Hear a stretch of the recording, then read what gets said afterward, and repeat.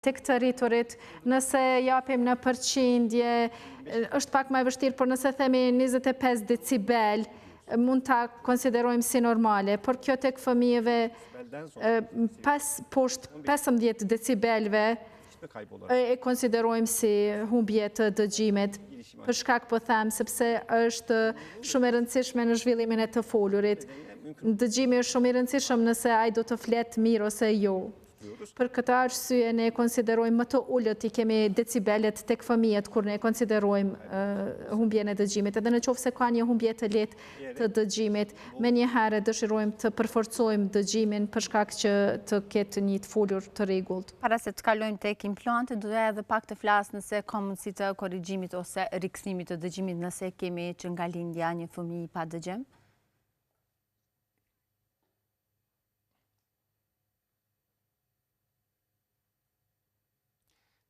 Şimdi az önce de bahsettiğim gibi doğum esnasında olan işitme kayıpları Humbja e dëgjimit nga lindja quhet si një humbje sensorale e dëgjimit, e cila e ndikon tek neuronet e trurit, të cilat kujdesen për këtë.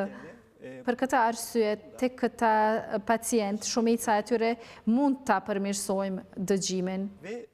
bu işitmesini düzeltebildiğimiz oran Dhe aslında çok yüksek. shkalla në të cilën ne mund ta përmirësojmë dëgjimit nuk është e vogël. Rreth 9% e fëmijëve të cilët kanë lindur pa dëgjim mund të arrijmë t'i bëjmë të dëgjojnë sikurse të kishin lindur me dëgjim të plot.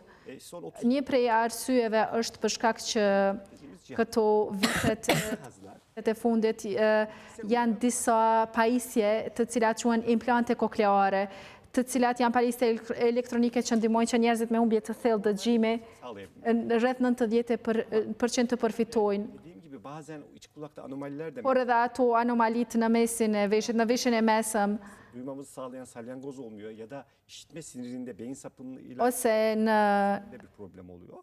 O durumlar nervin e dëgjimit në mes të veshit, në këto raste bëjmë implantet kokleare, salyangoza uyarı gönderiyor. Beyin e cila dërgon pra valët drejt uyaran gönderen tek truri.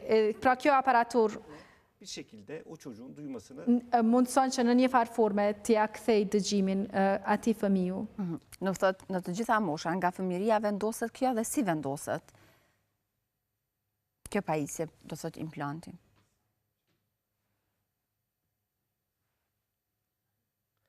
Şimdi kokleer implant yaptığımız hastaları